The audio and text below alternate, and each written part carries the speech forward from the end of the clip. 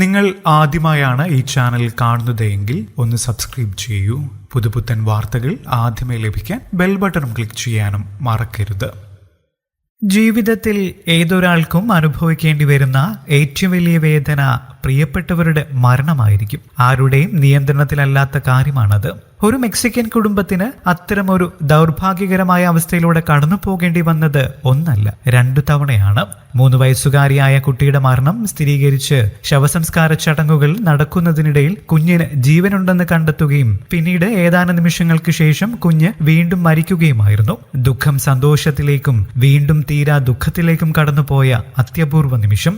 മെക്സിക്കോയിൽ നിന്നുള്ള Camille റൊക്സാന Martin's Mendoza എന്ന 3 വയസ്സുകാരി പെൺകുട്ടിയാണ് മരിച്ചതായി ഡോക്ടർമാർ സ്ഥിരീകരിച്ചത്. 12 മണിക്കൂറിന് ശേഷം അവളുടെ ശവസംസ്കാര ചടങ്ങുകൾ നടക്കുന്നതിനിടെ കുട്ടിക്ക് ജീവനുള്ളതായി സംശയമുയർന്നു. ഇതിനിടെ കുട്ടി കണ്ണു തുറക്കുകയും ചെയ്തതോടെ കൂടി നിന്നവർ സന്തോഷം പ്രകടിപ്പിച്ചു. പക്ഷേ ആ സന്തോഷത്തിന് ഏതാനും നിമിഷത്തെ ആയുസ് മാത്രമായിരുന്നു ഉണ്ടായിരുന്നതെന്ന് റിപ്പോർട്ടുകൾ പറയുന്നു. കുട്ടിയുടെ മാതാപിതാക്കൾ മാധ്യമങ്ങൾക്ക് നൽകിയ വിവരങ്ങൾ പ്രകാരം പനിയും വയറുവേദനയും തുടർച്ചയായ ഛർദിയും ഉണ്ടായതിനെ തുടർന്നാണ് കുട്ടിയെ ആശുപത്രിയിൽ പ്രവേശിപ്പിച്ചത്. പക്ഷേ കുട്ടിയുടെ ആരോഗ്യത്തിൽ കാര്യമായ പുരോഗതി ഉണ്ടായില്ലെന്നാണ് മാതാപിതാക്കൾ പറയുന്നത്. ക്രമേണ കുഞ്ഞിന്റെ ആരോഗ്യസ്ഥിതി മോശമാവുകയും തുടർന്ന് ഡോക്ടർമാർ മരണം സ്ഥിരീകരിക്കുകയുമായിരുന്നു. നിർജ്ജലീകരണമാണ് മരണകാരണമായി ഡോക്ടർമാർ മാതാപിതാക്കളെ അറിയിച്ചത്. തൊട്ടടുത്ത ദിവസം നടന്ന കുഞ്ഞിന്റെ ശവസംസ്കാര ചടങ്ങുകൾക്കിടയിൽ മൃതദേഹം സൂക്ഷിച്ചിരുന്ന പെട്ടിയിൽ നിന്നും ശ്വാസോച്ഛ്വാസത്തിലൂടെ ഉണ്ടാകുന്നത് പോലെ വായുക്കുമിളകൾ നിറഞ്ഞിരിക്കുന്നത് കണ്ടതോടെ കുട്ടിക്ക് ജീവനുണ്ടോ എന്ന സംശയം